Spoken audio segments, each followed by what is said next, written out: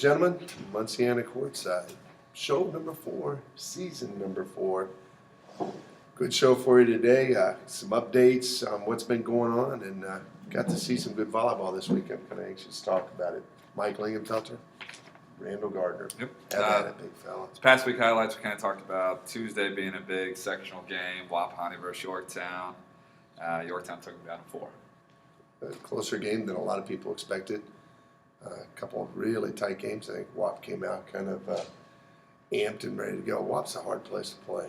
It's crowds all over you, a little tight, and it's a little better than it used to be when it was 1,000 degrees in there. But like I said earlier, I thought that strength of schedule may show early in the season in this match, and Yorktown's played a little tougher schedule, so they toughed out some 2-point games, and nothing to be upset about. Those two teams will see each other again in the county championship, so that's going to be a good one. Great match, though. Yep.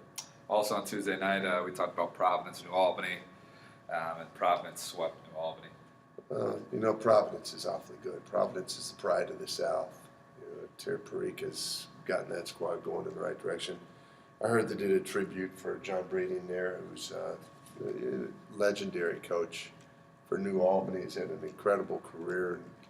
From Wilkerson to Cathy, he's had as many good players as anybody that's ever had in the South. And they paid tribute to him by everybody wearing flip-flops.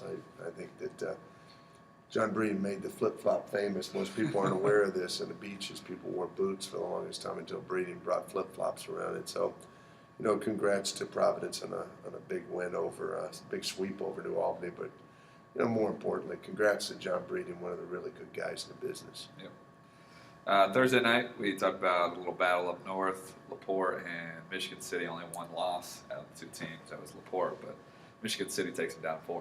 Those two teams are going to be battling all year. The North is really kind of interesting. And we keep talking about Penn, who lost this week, and LaPorte, who lost this week to Michigan City.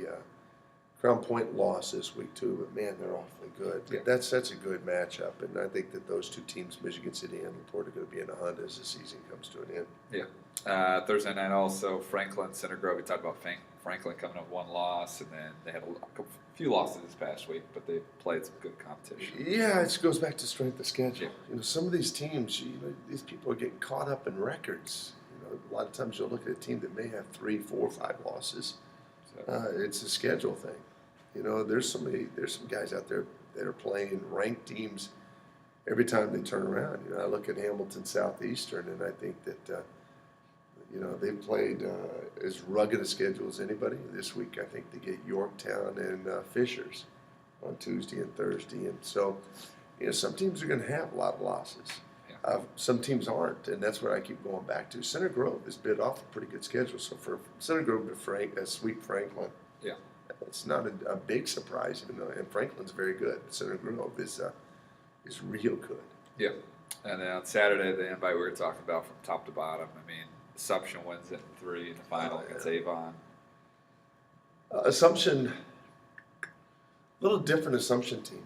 They weren't as just physically dominant than that as they've been in the past. They're still as tenacious defensively as they've ever been, and they have great weapons across the board. Really, probably a more balanced team than I've seen in the past. Avon taking them 3 did surprise me a little bit. I thought that it would be maybe a tight 2, but Avon had enough firepower to get out of there. And like I said, if Johnson and Eastridge are scoring, Avon's tough to beat, especially when Goings is dishing the rock the way she was. So, a great win for Assumption. We kind of called the finals. It went almost exactly the way I thought it would go, and that's one of the things about really good volleyball teams is they start to show consistency that allows you to predict or project who's going to take that match, and that's what happened there. Yep. All right. Raymond James Player of the Week, local one here. Yeah, we rarely get local guys on this, but Bella Rosenthal. I mean, one of the top setters in the state. I hesitate to say setters because it's not her forte. She's going to go and she's going to challenge for the bro slot at Auburn in her first year down there. She'll be battling Peyton White for that spot. But Bella Rosenthal, great defender, but is and Steph Bloom's system has to run the show, and a great floor leader, a great defender, as I just alluded to. But 420 assists in 35 sets, averaging 12 a game, and is only trailing because she's played less sets than the 10 less sets. Yeah, She's 10 only less 18. sets. So Bella Rosenthal quietly putting together a remarkable year. Maybe the most underrated setter in the state of Indiana. All she does is win, which is one of the principal elements you're looking for out of a setter. So, congrats, Bella. Great week, and I'm sure the season's going to hold more good for you. Yep. Lazy Boy games of the week. We got a few good ones. We got Tuesday night. We got Valpo and Crown Point. Valpo is kind of up and down. It could be any night they could win, and then they have a couple Well, games where it's tough. we've seen where they've had some big wins, and then they've had some tough losses too. I will tell you that not knowing much about Valpo, I really like Crown Point. I watched them this weekend quite a bit. Chacon is worth the price of admission. The kid's a high flyer, and she's banging balls, and they've got great energy, very good, solid middle play. Physical right side kid. Yeah, they're good. They're good. Crown Point is really good, and only going to get better. They had some stints where their ball control hurt them a little bit, but that's a good team. That'd be a fun match, but I think I'd be favoring Crown Point in that one. Yep. Tuesday night, we also got WAP heading out to Hagerstown. It should be a little longer than what it used to be. Yeah, it'll be a little bit longer than what it used to be.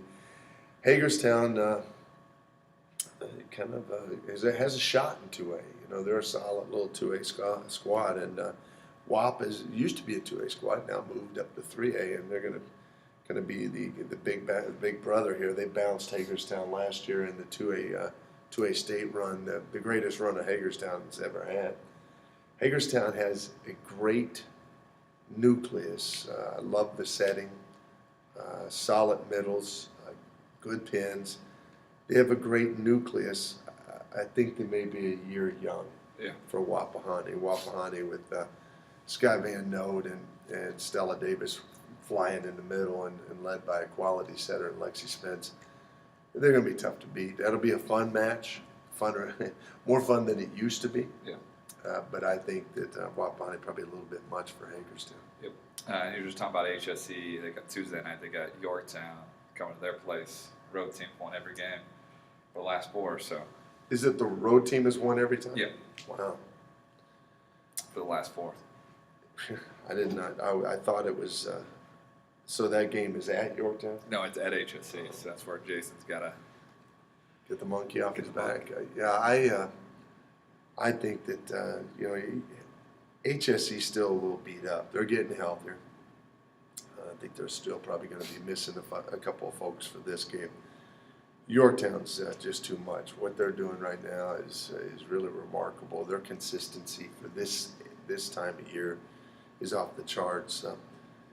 An HSE squad that's made a lot of mistakes early on because of youth, and youth only. They're just young, and I know that Jason's desperately trying to age that group, but Steph Bloom's group is really hitting on all cylinders right now. It's going to be it's going to be tough to see that the home team win that one. Yeah. I think that Yorktown's probably got the edge there. Wednesday night, it's really becoming a decent game based on the sectional. Muncie is now 12-2, and Delta one loss. It's crazy to hear you say that it's becoming a decent game. I mean, there were years where Delta and Muncie Burris and everybody in the county would be there to watch. Well, Burris this year is kind of back on the... No, they are, and the only thing that for Burris it stinks is that they had to move up to 3A. I think they'd be a legitimate 2A team, but Burris having a real nice run. I think already recorded 12 wins. Mike Dodrell doing a great job there in a pretty balanced attack. Mike Ivy is their go-to, obviously, and she's got Delta roots, so that'll be a little bit of a conflict there. That'll be fun to watch. Delta is really has got to find more weapons other than Molly Hunt. Yep.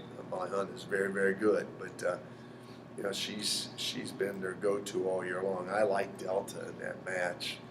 A little better match than it's been in the last couple of years, but I think Burris will give them some fight, but I think Delta's probably the better team there. Yep. And then Thursday night, you got a handful of games here. Floyd Central had New Albany, which should be, depending on what Floyd Central team shows. Well, that's the They old had guys. moments. That's Yeah. the old guys. Those guys I like. They're in the same age bracket as me. So, I watched Bart Powell this weekend, and he's still got kids out. He's still trying to get kids healthy. It's just been kind of that story for him this year. His kids have, it's kind of like a roller coaster watching Floyd Central. There are moments where you're really excited and you throw your hands up in the air, and then there's moments where you're holding on for dear life. They were really up and down. Now, when they were good, though, man, they were good, and they have a great deal of potential. It must be something about Southern Indiana because their fan base was tremendous. Not quite Providence. Don't even get on me. But very, very good energy on that team. Bart leads that energy. And then, Allison Cathy is as good a player as there is in the state of Indiana. A New Albany team that's lost 2 or 3 times this season is all, and they've all been good losses. John Breeding's last year, as I alluded to earlier, and the king of flip-flops isn't going to go down easy on a Floyd Central rival game. That should be a nice match. I like Floyd Central there, even though they're a little beat up, and a much better match than what most people think. Yep. The big 2A sectional, but now 3A sectional, Waupun and Burris.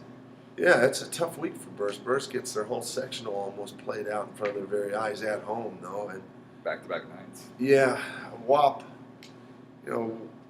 WAP is very, very good, and they're going to be for a while. I think WAP is just too physical for Burris in the middle of the court. This will come down to ball handling. If WAP can handle the ball, WAP gets through the Burris in what was a historic rivalry in the early 2000s. It's nice to see it heating back up again. Yeah. I like WAP. And then Thursday night, the another big rival match, Fishers heading across the street to HSE. Yeah, Fishers picked them off earlier this season, which left a bad taste in some folks' mouth and a very, very excited taste in others. Fishers, I don't know. Rose Duffy is. I'm going to hit on it in a second. Rose Duffy is one of a group of really, really talented setters in this state. That is still where HSE is trying to figure it out. They've got a very good setter, but young. Rose Duffy's evolved into a leader, and she's setting the system that they want to have set. HSE still kind of learning their system. They're going to be really, really good, but like I said, it's like wine. You uncork that baby early and you got vinegar, and so I like Fishers in that game. In a tough one. Yeah. A real tough one. All right, next part we got a new little sponsor. Yeah, I like the sponsors. Yeah. Especially when they come with commercials. Go where you wanna go. Find the road you've never taken. Want to explore your world with confidence? Goodyear's advanced Aqua Channel technology gives you a traction advantage, wet or dry. That's serious technology. Freedom from worry.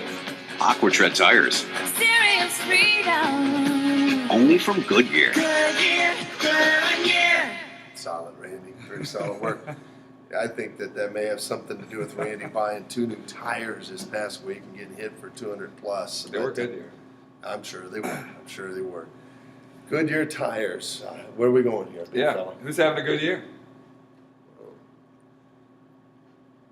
Let me start with who's having a good year by position. Setters. I was really impressed this weekend. Whether it was sitting in the stands with Mamie Gerard, who's having a great year for Zionsville, who's having a historic run, by the way, or watching Melanie Schaffmaster and Darian Goings, go at it on the floor.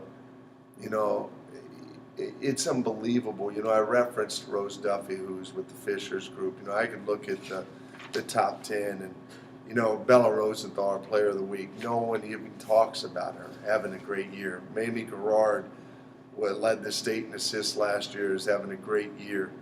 MJ Hamill, as good a young setter as there is in the country, It's at Center Grove having a great year. Fisher's led by Rose Duffy. Newcastle led by Mel Schaffmaster. You know, all the way through. You know, everybody, everywhere you look, there's a great setter. And when I was referencing some of the teams that are just off the comfort zone or off the beaten path, they're teams that their setters are either very young or very inexperienced or both. Setting is a skill that takes years and years to hone in. You can set a ball, but that doesn't make you a setter. Setters are kind of measured by their accuracy, by their ability to anticipate play, and their awareness of their surroundings. This is probably as good a year as I've ever seen for setters. You know, in all parts of the state. You know, Kylie Knobloch, Mac Knobloch up north, and some of those guys. The Deep South, like I said, is loaded with quality setting. I think that's the one. That's who's having a good year. Yeah. Setters across the board are having a great year. Yeah. Others that are having a great year. Team-wise, I'd have to say Zionsville. Yeah. You know, it's been a historic run for that team with, you know, Eisenbarger and Daniels and Garrard, but 9 seniors. I think that they're having a very good year. I don't know about if they have this technology that you referenced in your commercial, but I like Zionsville. I think that they're having an extremely good year. If I had to pick a third Goodyear title, even though you only bought 2 tires, I'm going to go with Wesley Briscoe at Christian Academy and Rich Coleman at Zionsville. As first-year coaches, having incredible runs. You know, both those guys, I think they have 1 loss between them and about 21 wins, 22 wins. Both those teams are killing it. Both those guys inherited pretty good players. You know, Mr. Briscoe is doing pretty good because of Miss Stumler. I mean, she is, what a gift to coach a kid like that. And I'm a much better coach when I have much better talent. I've been around it long enough to figure that out. But, you know, one of the things I've also figured out as a coach is that you've got to really appreciate when you have special talent, because you may never have it again. Mr. Briscoe at Christian Academy has got a really beautiful player in Allie Stumler. Mr. Coleman has got a beautiful scenario with 9 really hungry and gifted seniors at Zionsville, and I would say those guys are having a good year. It will be a great year for those guys if they can stop and take a deep breath and really enjoy the ride, because sometimes when you're surrounded by really wonderful players, you don't realize it. But I think that would be my good year, guys. Yeah. I think those are the guys I think are having a good year. Yeah. All right. Gear Munciana top 10. You know, a few honorable mentions. There's a few teams that are out there that are undefeated still. Michigan City, 13-0. They have some key wins over LaPorte and Valpo. Bishop Lures, still 8-0. Took down Homestead. They're doing it quietly, too. Those guys are having a really, really solid year. So now they've officially taken down the entire Fort Wayne area after Homestead fell to them. That's interesting. Those guys don't get enough respect. Yeah. I like that. I'm glad you got them in. And then CAI is 14-1, like you were just talking about. Some really good wins this week. Beat up on Jefferson. And CAI has not lost to anyone in Indiana. No. Their only loss is to Paul Lawrence Dunbar out of Lexington, Kentucky. Yeah. So they're rolling. They're 14-1. And then we talked about Penn. Had the first loss to Valpo, but over Elkhart Central, another rival in that area. So yeah, I think those guys up north are going to beat each other, you know, off and on throughout. I think that Penn, Michigan City, LaPorte, Crown Point are all very valid teams and very well coached teams. I think that you're going to see a little bit of vacillation all year long there, but that's a great honorable mention group. That group of 4 teams is probably in the top 10 in a lot of states in the United States. Yep. All right, number 10. I'm going to hold WAP at 10. I think they're capable of moving up. They've got to beat somebody they're not supposed to beat. That's kind of the criteria I have in place for them. They're a great team. You know, I love watching what they do, and you know, like I said, I'm somewhat biased, but they're very, very talented. They're capable of beating something, but they're going to have to step up and pick one of the big boys off. You know, a Yorktown or somebody that they're not supposed to beat. before I can really buy and move those guys up. But I'm holding them where they're at. They beat Jay County and then lost a very good match to Yorktown. And I think in some senses may have surprised some people with how close they are to Yorktown. But WAP is good. They're good, and that's one of the reasons they're one of the favorites to win the 3A. Yeah. All right, number 9. Newcastle. There's still something that, they're a lot like WAP. I will move them when they beat somebody they're not supposed to beat. I think that their most significant win may have been the HSE win. That was one of their big ones early, kind of caught people off guard and let people know they're on the radar. Had a good victory against Delta. But HSE and Delta both struggled off and on at times this year. And so you don't have a real fair barometer for Newcastle. This weekend, beating Carmel, who's up and down, beating Floyd Central, who is up and down, didn't come as surprises. Newcastle, much like WAP, has got to beat somebody they're not supposed to. They lost to Webb School, led by the Hames sisters. They lost to Assumption, led by Ron Cordes and the gang. Just a great program. And so, those guys are amongst the best there are in the game. And so Newcastle, everything's in place. You just got to get guys. I think they got to get everybody in the right positions, and then I think they have to gain some traction before they're going to pull off an upset of that nature. But they're going to have chances to do that later in the season. Yep. All right, number 8. Covenant Christian. Not only are they 16-0, I don't care. 16-0 is 16-0, and they're playing some people. We were talking to about Brian Murray's Buff team being one of the favorites to win, come out of the North. And Brian told me point blank that Covenant Christian team may have been the most underrated team he's played all year long. He really, really, really came out of that match in which Covenant beat Buff with a lot of respect for him, and he thought that team may be underrated. I'm going to put him in the 8 slot. Same thing with them, waiting for them to play, one of the big boys. But right now, they're doing the damage they need to do. Yeah, another thing about they beat Brownstown Central early in the year, and Brownstown Central just took down or finished ahead of Cathedral at the Providence. No, so Covenant Christian's real, and they're 2A. And they've become a real legit contender for a 2A title. Yeah. They popped onto the radar a couple of years ago. We kind of got wind of a Christian Academy team that was catching on fire, and they ended up in the 1A title match. And I think Covenant Christian's going to do the same thing in the 2A. All right, number 7. Fishers. Our top 7 are going to look very similar. There's not going to be a lot of movement because no one really is dropping off. Fishers beat Anderson, and it beat an injury-riddled Noblesville team. Fishers is really having a good year, and they're physical. They got some kids that can play. They're physical on both the left and right ends. They're well set. So that Fishers team, don't look for them to fall down. Now for them to move up, the same thing. They're going to have to beat somebody. And right now, they're going to have opportunities right now.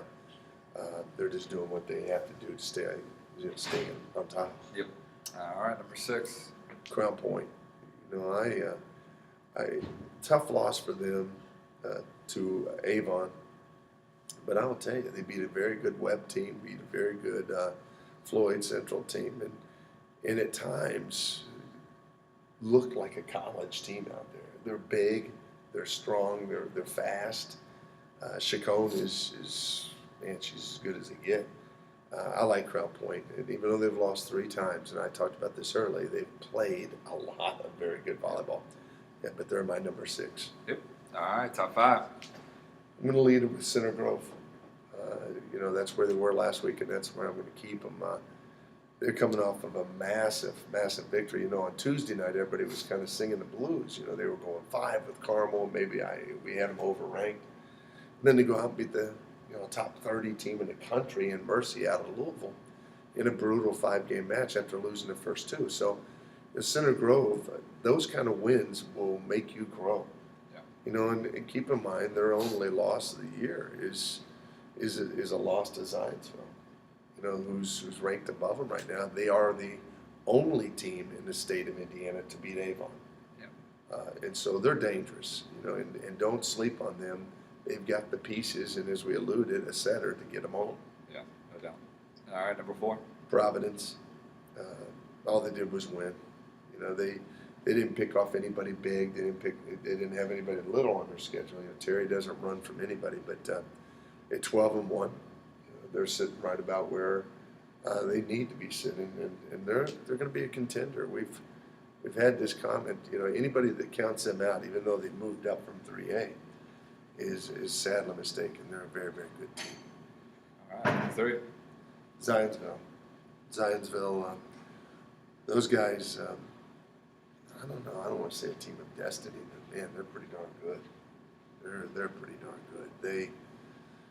They're that sometimes you can have a senior mixed team and have a group of guys that are 10 seniors and think that they should win just because they're seniors. They got to be hungry to win, and this group has a little hunger about them. They're good. They're very, very good. Yeah. All right, number 2. I'm going to take a little break right here. That was one of the weirdest couples that I've ever seen waltz through the building while we're doing this tape. Any of you guys that don't think that I have mental toughness should be aware it took everything I had not to really get squeamish there. It was hot. Oddly shaped fellas. I'm just going to say the same. Number 2 is Yorktown. Beat a very good Wapahani team to open the week. Beat them in 4. And that's probably one of the only matches they haven't swept anybody. They got back to their sweeping ways on Pendleton. Yorktown's very, very good, and they, like I said, they're in October form right now. They're clicking, and I don't know. They're going to be tough. They're going to be a tough out for anybody. Yeah. The only team they've lost to is the team that's ranked ahead of them, and I could see how they could lose to Avon, but I could also see how Avon could lose very easily to Yorktown. Yeah. A lot of things have to go right for Avon to beat Yorktown, and that's the only loss that Yorktown has had, and trust me, they're working right now and figuring a way to get past that hump at Avon. Yep. Talking about Avon. Avon number 1. I was really, really impressed. I thought Darren Goins was as steady as any setter in the tournament this weekend, and Forced the middle well. yeah, just really starting to connect too. She's still working to find connection with Johnson. When they connect, you're not going to stop them. They're 2 kids going to Power 5 conferences and 2 kids that are going to be really, really good college volleyball players. But when they connect, it's very college-like. It's high, it's fast, and it's really tough to defend. It's physical. Got to get a little bit better play out of their L2 slot. Got to get a little bit more consistency in the ball handling slots. When that happens, watch out. Like I said, Yorktown will not beat Avon if they can't serve them out of system on a regular basis, just because of how big and physical Avon is. Is Yorktown capable of doing that? Yes, very much so. And Avon needs to make sure they shore up some ball handling things here and there to keep those guys back. But it should be a whale of a finish as we start to move into September and start to get a clearer picture of who's going to be there and who's not. But right now, Avon's the best team in the state of Indiana. I had Assumption. Who's ranked number 1 in the country. The only argument that came clear this week was I said that I thought that Indiana schools probably should have been ranked higher in prep volleyballs and max preps rankings, and it proved true. When a Center Grove team that was ranked somewhere in the 60s knocks off one of the top 30 teams in the country on their home court, they should be there. Avon, who is ranked 15th, really goes right down to the wire with a great Assumption team. I think that probably some of these Indiana schools should have been given a little more love, but now they're earning it on the court, and that's cool to see. Yep. That'll do us, big fella. I like the commercial. I like the odd people that walk through in the middle of the show. Give us a little bit of a test. A lot of tests this week for teams in Indiana, and you guys have a great week. Good luck and Godspeed, and we'll see you next week.